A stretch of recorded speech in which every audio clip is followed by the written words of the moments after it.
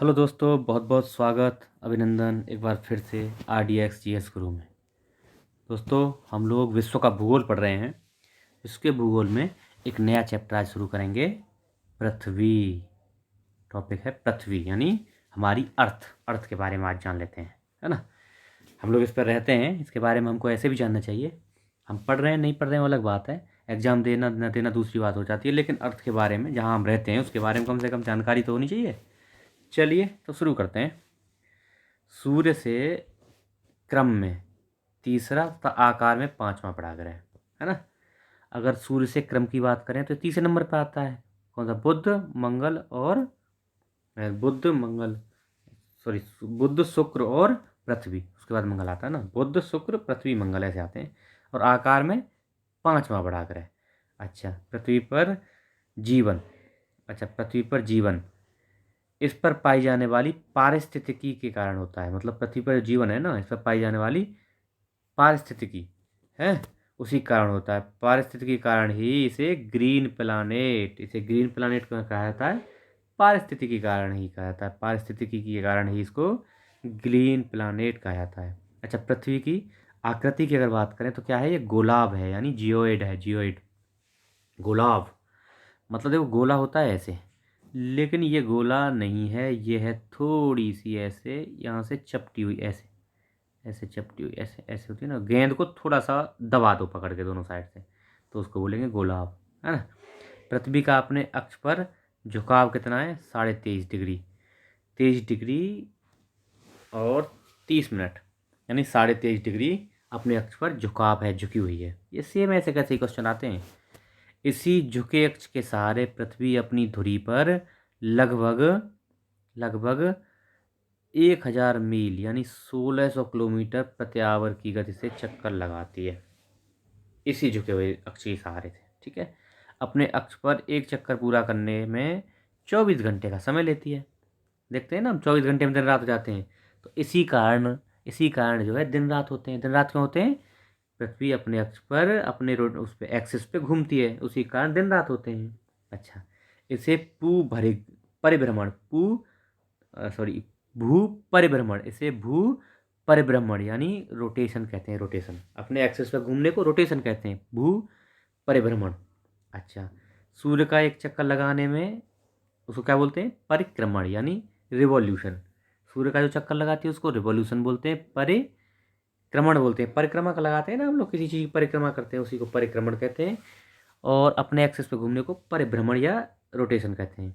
इसी कारण प्लस झुकाव के कारण, मतलब ये परिक्रमा करने प्लस झुकाव कितना? 23.5 डिग्री झुकाव के कारण ही मौसम परिवर्तन होते हैं। जो मौसम परिवर्तन होते हैं ना, मौसम परिवर्तन जो हो रहे हैं, है ना, वो इसी कारण होते हैं, इसके झुके हुए कारण और ये परिक्रमण के कारण। अच्छा, 21 मार्च व 23 सितंबर, याद रखना, 21 मार्च और 23 सितंबर को सूर्य भूमध्य रेखा पर लंबवत, यानी जो हमारी विषुवत रेखा है ना, उसी को भूमध्य रेखा बोलते हैं, इक्वेटर बोलते हैं। तो इक्वेटर के लंबवत मतलब 90 डिग्री होता है। कब? 21 मार्च और 23 सितंबर को, इस दिन। और 21 मार्च से 23 सितंबर तक सूर्य विषुवत रेखा यानी, अच्छा, 21 मार्च और 23 सितंबर को रहता है। तो 21 मार्च से लेके 23 सितंबर के बीच में सूर्य भूमध्य रेखा यानी इक्वेटर से लेकर और कर्क रेखा ऊपर में है ना। देखो, ये हो गई अर्थ, ये हो गई इक्वेटर, ये हो गई। रुक जाओ, बैक करना पड़ेगा, इससे नहीं बन रहा है, मोटा हो रहा है ज़्यादा, दूसरे से बनाता हूँ। देखो, ये हो गई अर्थ, ये हो गई इक्वेटर, ये हो गई कर्क रेखा और ये हो गई मकर रेखा। हाँ, तो ये 21 मार्च से 23 सितंबर तक सूर्य इसके बीच में रहता है, यहाँ यहाँ रहता है यहाँ। ठीक है। अ, नहीं नहीं नहीं नहीं, यहाँ नहीं, रुक जाओ। कहाँ रहता है? भूमध्य रेखा से कर्क रेखा के बीच, हाँ, तो यहाँ रहता है, यहाँ यहाँ ये वाला, ये ये वाली स्थिति, यानी भूमध्य रेखा, इक्वेटर और ये कर्क रेखा, तो इन दोनों के बीच में रहता है। कब से? 21 मार्च से लेके 23 सितंबर तक। अब दूसरी स्थिति देख लेते हैं। अच्छा अच्छा, जब ये 21 मार्च से 23 सितंबर तक यहाँ इसके बीच में रहता है, तो इसको क्या बोलते हैं? इस समय को उत्तरी गोलार्ध में ग्रीष्म ऋतु, मतलब जब यहाँ सूर्य रहेगा इस एरिया में, तो उत्तरी गोलार्ध में ग्रीष्म तथा दक्षिण गोलार्ध में शीत ऋतु हो जाएगी, ठंडी। अब इसका उल्टा हो जाएगा। 23 सितंबर तक हो गया। अब 23 सितंबर से 21 मार्च, वापस चलो। 23 सितंबर से 21 मार्च तक सूर्य कहाँ रहेगा? सूर्य रहेगा, चेंज कर लेते हैं कलर, सूर्य रहेगा इधर, कहाँ, यहाँ पे, मतलब भूमध्य रेखा से लेके और मकर रेखा तक। भूमध्य रेखा, भूमध्य रेखा यानी इक्वेटर से लेकर और मकर रेखा तक। तो यहाँ क्या होगा, उत्तरी गोलार्ध में क्या हो जाएगा, अभी शीत ऋतु आ जाएगी, और दक्षिणी गोलार्ध में, दक्षिणी गोलार्ध में ग्रीष्म हो जाएगी, और उत्तरी गोलार्ध में शीत ऋतु हो जाएगी। जैसा मौसम अभी चल रहा है। देखो अब हम कहाँ हैं, हमारा जैसे आज मान लो अक्टूबर है, 31 अक्टूबर, 31 अक्टूबर है। तो अभी हम 23 सितंबर के बाद आ गए, तो 23 सितंबर से 31 मार्च के बीच में चल रहे हैं ना, यही पीरियड है, इसी के बीच में है।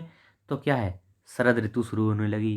तो 23 सितंबर से स्टार्ट हो जाएगी, और जैसे जैसे बीच में आ जाएंगे तो प्योर ठंडी आ जाएगी, फिर मार्च की तरफ जाएंगे तो फिर गर्मी आने लगेगी। तो अभी हम क्योंकि भारत कहाँ है, उत्तरी गोलार्ध में है भारत। मैं आपको दिखाऊंगा जब अभी पढ़ाएंगे ना अक्षांश देशांतर, तो भारत उत्तरी गोलार्ध में है। तो उत्तरी गोलार्ध में अभी क्या है, शीत ऋतु शुरू हो गई है। लेकिन अब दक्षिणी गोलार्ध कहाँ, ऑस्ट्रेलिया वगैरह, पर्थ वगैरह हम देख रहे हैं ना, जहाँ मैच चल रहे हैं अभी, है ना, ऑस्ट्रेलिया में वर्ल्ड कप चल रहा है। तो उसमें वहाँ क्या है अभी, अब ग्रीष्म ऋतु, मतलब गर्मी शुरू हो गई है वहाँ, ठंडी खत्म हो गई, गर्मी शुरू हो रही है वहाँ, ठीक है। अब उल्टा हो रहा है वहाँ पे। चलिए, ग्रीष्म अयनांत यानी समर सोलिस्टिस क्या होता है, जब 21 जून को सूर्य कर्क रेखा पर लंबवत होता है। देखो 21 मार्च, 23 सितंबर को कहाँ कहाँ होता है, कर्क रेखा, मकर रेखा, हाँ कर्क रेखा पर, है ना, हाँ सही है, कर्क रेखा और मकर रेखा के बीच में रहता है, हैं। और 21 मार्च को, अच्छा ठीक है। तो 21 जून को क्या होता है, सूर्य कर्क रेखा के लंबवत होता है, तो इसको ग्रीष्म अयनांत बोलते हैं, यानी समर सोलिस्टिस। और यहीं शीत अयनांत यानी विंटर सोलिस्टिस, 22 दिसंबर, 22 दिसंबर को सूर्य मकर रेखा पर लंबवत। अब देखो मैंने बताया था 21 मार्च, क्या था ये, 21 मार्च और 23 सितंबर को भूमध्य रेखा पर, सूर्य का भूमध्य रेखा पर लंबवत होता है। 21 मार्च से 23 सितंबर, 21 मार्च और 23 सितंबर को भूमध्य रेखा पर, याद रखना 4 डेट, अभी याद कराता हूँ, देखो 4 डेट याद रखना, 21 मार्च और 23 सितंबर, 21 मार्च 23 सितंबर को भूमध्य रेखा पर लंबवत होता है ना। एक बार 21 मार्च को आ जाएगा, फिर आएगा 23 सितंबर को, लेकिन अब ये 4 डेट याद रखना। अब 21 जून, 21 जून और 22 दिसंबर, 21 जून को कर्क रेखा पर ऊपर, क्योंकि हमारे यहाँ देखो हम नॉर्थ हेमिस्फीयर में हैं, उत्तरी गोलार्ध में, तो 21 जून को हमारे यहाँ गर्मी पड़ती है, ध्यान रख लो, कर्क रेखा, हम कर्क रेखा के पास हैं, तो कर्क रेखा, कर्क रेखा पे 21 जून को सूर्य चमकेगा लंबवत। और वहीं इसको बोलेंगे ग्रीष्म अयनांत, अयनांत यानी समर सोलिस्टिस। और विंटर सोलिस्टिस बोलेंगे 22 सितंबर को, जब सूर्य मकर रेखा पर लंबवत होगा। अच्छा, 45 डिग्री अक्षांश रेखा यानी 45 डिग्री अक्षांश रेखा जो है कहाँ से गुजरती है, भूमध्य रेखा एवं ध्रुवों के मध्य से।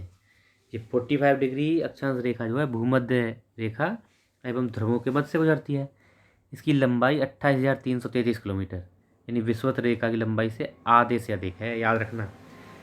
ये इसलिए बता रहा हूँ क्योंकि 45 डिग्री से हम दिमाग लगाएंगे, अरे तो ये आधी होगी, लेकिन ये आधी नहीं होती है। आधी कौन सी होती है, आधी होती है 60 डिग्री अक्षांश, विषुवत रेखा की आधी होती है 60 डिग्री। ये क्वेश्चन आता है, 60 डिग्री जो अक्षांश है ना, वो है आधा किसका, इसका इक्वेटर का। और ये 45 डिग्री जो है थोड़ा आधे से अधिक होती है, 28,333 किलोमीटर। क्योंकि विषुवत रेखा की लंबाई कितनी है, 40,075.02 किलोमीटर, इतनी है। तो आधी कितनी होगी, 20,000 होगी। तो ये 20,000 कितनी होगी, 20,000 साढ़े 37 कितने किसकी होगी, 60 डिग्री की होगी, ठीक है। पृथ्वी पर विषुवत रेखा की परिधि, पृथ्वी पर विषुवत रेखा की परिधि क्या है, 40,075 किलोमीटर है, यही है लगभग, ठीक है। पृथ्वी का व्यास देख लेते हैं, 12,800 किलोमीटर, और त्रिज्या देखेंगे तो इसका आधा कर दो। अच्छा, पृथ्वी के घूर्णन से उत्पन्न अपकेंद्रीय बल, अच्छा, पृथ्वी के घूर्णन से अपकेंद्रीय बल, अपकेंद्रीय मतलब कोई चीज़ घुमाते हैं ना, तो बाहर की तरफ जो फोर्स लगता है उसको बोलते हैं अपकेंद्रीय बल। तो विषुवत रेखा पर सर्वाधिक होगा अपकेंद्रीय बल, अपकेंद्रीय बल विषुवत रेखा पर सर्वाधिक, यानी इक्वेटर पर सर्वाधिक। इसीलिए विषुवत रेखा पर किसी पिंड का भार सबसे कम, जहाँ अपकेंद्रीय बल मतलब बाहर को चीज़, अपकेंद्रीय मतलब है बाहर की तरफ फेंक रहा है, तो अपकेंद्रीय बल जहाँ अधिक, वहाँ पिंड का भार सबसे कम। और ध्रुवों पर अपकेंद्रीय बल सबसे कम यानी निम्नतम, तो पिंड का भार सर्वाधिक। ध्रुवों पर भार सर्वाधिक होगा। देखना किसी भी चीज़ का अगर पिंड, कोई भी पिंड अगर ध्रुवों की तरफ जाएंगे ना, तो उसका भार बढ़ता जाता है, और विषुवत रेखा की तरफ जाएंगे तो उसका भार कम होते जाता है। ये अब केंद्रीय बल के कारण ही है। पृथ्वी को सूर्य की परिक्रमा करने में 365 प्लस 6 घंटा, 365 दिन और 6 घंटे लगते हैं। इसे सौर दिवस, सौर वर्ष या ट्रॉपिकल वर्ष भी कहा जाता है। इसके अन्य नाम है, ठीक है। सामान्यतः कैलेंडर वर्ष ही कहा जाता है। मतलब ट्रॉपिकल वर्ष जो है कैलेंडर वर्ष भी है सामान्यतः। ट्रॉपिकल वर्ष जो है एक वसंत विषुव से लेकर दूसरे वसंत विषुव के मध्य का होता है। इसको बोलते हैं ट्रॉपिकल वर्ष। अच्छा, ट्रॉपिकल ईयर जो वर्ष सामान्यतः समय से थोड़ी अधिक होती है। ये तो हो गया 365 दिन और 6 घंटे। इससे थोड़ी सी ज़्यादा हो जाएगी, उसको परिवर्ष या एनोमेलिस्टिक ईयर कहते हैं। ऐसा 2000 में देखा गया जिसमें 5 मिनट उसका समय बढ़ गया था। एक साल में 5 मिनट समय बढ़ गया था, 2000 में ऐसा देखा गया था। ये जो है ना परिवर्ष 2000 में आई थी। अच्छा, पृथ्वी सूर्य के चारों ओर 29.8, अगर एग्जैक्ट बात करें तो 29.8 किलोमीटर प्रति घंटा प्रति सेकंड या लगभग मान लो अब 30 किलोमीटर प्रति सेकंड की स्पीड से पृथ्वी सूर्य के चारों ओर चक्कर लगाती है। 30 किलोमीटर प्रति सेकंड ये स्पीड रहती है, ये लगभग है ना। अगर एग्जैक्ट है तो 29.8। यह गति प्रकाश की गति के समतुल्य है, यानी तुलनात्मक है ना। अच्छा, सूर्य से पृथ्वी पर प्रकाश 8 मिनट और 19 सेकंड, ऐसे बोलते हैं ना 8 मिनट पहुंच जाता है। 8 मिनट प्लस 19 सेकंड लगते हैं सूर्य से पृथ्वी पर प्रकाश पहुंचने में। पृथ्वी से दूरी के क्रम में अगर ग्रह देखें तो सबसे पास में शुक्र, इसलिए बहन बोला जाता है, उसकी जुड़वा बहन बोलते हैं ना पृथ्वी की। तो शुक्र सबसे पास में, फिर उससे पास में मंगल है ना, दूसरे नंबर पर मंगल, बुध तीसरे नंबर पर, फिर आ जाएगा वही लगा दो सीधा सीरियल से, बृहस्पति, शनि, अरुण और वरुण। पहले कौन सा? शुक्र, फिर उसके बराबर बारह मंगल, फिर बुध, फिर बृहस्पति, शनि, अरुण, वरुण। ये दूरी। पृथ्वी की चुंबकीय विषुवत रेखा थुम्बा, केरल में है थुम्बा, उसके निकट है। यहाँ से क्या है ना, यहीं पे थुम्बा से ही ये जो हमारे वो छोड़े जाते, सैटेलाइट वगैरह छोड़े जाते हैं, और चुंबकीय विषुवत रेखा से ही, ठीक है। अच्छा, अधिकांश कृत्रिम उपग्रह पृथ्वी से पूर्वी दिशा की ओर प्रक्षेपित किए जाते हैं ताकि उपग्रह को निकास वेग मिल सके, लेकिन ऐसा हमेशा नहीं होता। अच्छा, ज़्यादातर जो है पृथ्वी से पूर्वी दिशा की ओर ही प्रक्षेपित किए जाते हैं, इससे क्या है, उपग्रह को पृथ्वी कक्षा से निकलने का वेग मिल जाता है। इसलिए ध्रुवों का चक्कर लगाने में उपग्रह उत्तर या दक्षिण की ओर प्रक्षेपित, मतलब जो ऐसे उपग्रह हैं ना जो ध्रुवों का चक्कर लगाते हैं, ध्रुवों का चक्कर लगाने वाले उपग्रह उत्तर या दक्षिण दिशा की ओर भी प्रक्षेपित किए जाते हैं, है ना। इसलिए बताया तो फिक्स नहीं है, लेकिन ज़्यादातर है ऐसा, ठीक है। अच्छा, पृथ्वी की संरचना की बात कर लेते हैं, कैसी है। देखो, ये मैंने डायग्राम बनाया है, देख लेते हैं। तो सबसे ऊपर है क्रस्ट या भूपरपटी। ये जो है 0 से 100 किलोमीटर तक का मानो इसको। तो इसमें क्या है, इसमें प्रायद्वीपीय भाग, समुद्र तल, ये सब काउंट होंगे। फिर आएगा मेंटल, भूपरपटी यानी क्रस्ट, फिर मेंटल और फिर कोर, 3 पार्ट में इसको डिवाइड किया गया है। तो फिर 2900 किलोमीटर, 100 किलोमीटर से लेकर 2900 किलोमीटर तक जाएगा क्या, मेंटल, और 2900 किलोमीटर से लेके इसको 6378 किलोमीटर हो जाएगा कोर। कोर के भी 2 पार्ट हैं, outer core, inner core. 5100 kilometre 2 भाग कर दिए गए हैं, लेकिन इतना ज़्यादा ध्यान रखने की जरूरत नहीं है। मोटा मोटा मैं बता रहा हूँ, जो ज़्यादा रख लो। 100 किलोमीटर, 2900 किलोमीटर और फिर 6378 किलोमीटर, लगभग 6400 किलोमीटर मान लो, है ना। क्या, क्रस्ट यानी भूपरपटी, मेंटल और कोर या कोड। अब देखो क्या क्या होता है इसमें, अलग अलग देख लेते हैं। भूपरपटी क्या है ना, ऊपर वाला, तो क्या है, महाद्वीपीय प्लस समुद्री परत को कहते हैं। अच्छा, ये सियाल की बनी होती है। सियाल मतलब SI से सिलिकॉन और AL से एल्यूमिनियम, सिलिकॉन और एल्यूमिनियम की बनी होती है। इसका घनत्व की बात करें 2.7 ग्राम प्रति सेंटीमीटर क्यूब, इतना इसका घनत्व है। लिथोस्फीयर क्या होता है, क्रस्ट यानी वही ऊपर वाला भरपटी और मेंटल, इन दोनों को मिला के, क्रस्ट और मेंटल से मिला के कहाँ तक का, 10 से लेके 200 किलोमीटर तक के एरिया को लिथोस्फीयर बोलते हैं, ठीक है। अच्छा, दूसरा होता है मेंटल। मेंटल क्या है, मेंटल 2900 किलोमीटर तक का होगा, मैंने बता दिया। ऊपरी हिस्सा इसका होता है दुर्बलता मंडल या एस्थेनोस्फीयर, ये 400 किलोमीटर तक का, यानी 100 किलोमीटर से लेके 400 किलोमीटर तक में आ जाएगा दुर्बलता मंडल। दुर्बलता मंडल का आगे रोल मिलेगा, इसलिए बता रहा हूँ, दुर्बलता मंडल इसको बोलते हैं। घनत्व क्या होता है इसका, 3.4 ग्राम प्रति सेंटीमीटर क्यूब। अच्छा, ये सीमा की बनी होती है, सीमा सियाल की सीमा मतलब सिलिकॉन और मैग्नीशियम। अब आ जाते हैं कोर या क्रोड पे। तो 2900 किलोमीटर से अंत तक कहाँ तक, 6378 किलोमीटर तक ठोस अवस्था में होती है। ये निफे की बनी होती है, निकेल और फेरस यानी आयरन की। अच्छा, इसके घनत्व की बात करें ना, दिया नहीं है यहाँ, घनत्व भी इसका लगभग 13 क्या होता है, सेंटीमीटर क्यूब, क्या, ग्राम, ग्राम प्रति सेंटीमीटर क्यूब होता है, ग्राम प्रति सेंटीमीटर क्यूब। चलिए, पृथ्वी की भूपरपटी पर, पृथ्वी की परपटी पर तत्व की बात कर रहे हैं। देखो ओवरऑल बात करें, ओवरऑल पदार्थ में ओवरऑल क्या होता है पृथ्वी पर, सब पृथ्वी पर, पूरी पृथ्वी पर, तो सबसे ज़्यादा होता है लोहा। किंतु परपटी की बात करें तो ऑक्सीजन होती है, O2। भूपरपटी की बात करते हैं, सबसे ज़्यादा ऑक्सीजन 46.7%, फिर सिलिकॉन लगभग 28%, एल्युमिनियम 8%, लोहा 5%, कैल्शियम होता है फिर 3.5%, सोडियम हो गया 0.3%, पोटेशियम हो गया 2.5%, मैग्नीशियम हो गया 2%। तो इस तरह से सबसे ज़्यादा ऑक्सीजन, फिर सिलिकॉन, एल्युमिनियम, ये तीन तो याद रखना, ये तीन आप याद रख लेना, बाकी छोड़ दो, ये तीन याद रखना, ठीक है। क्या है, ऑक्सीजन, सिलिकॉन, एल्युमिनियम, याद रखना। परपटी पर, भूपरपटी की बात चल रही है, ये तीनों। अगर ओवरऑल पृथ्वी की बात करें तो आयरन, उसके बाद में ऑक्सीजन का नंबर है, ऑक्सीजन सिलिकॉन फिर बाद में आएंगे, सबसे ज़्यादा आयरन है।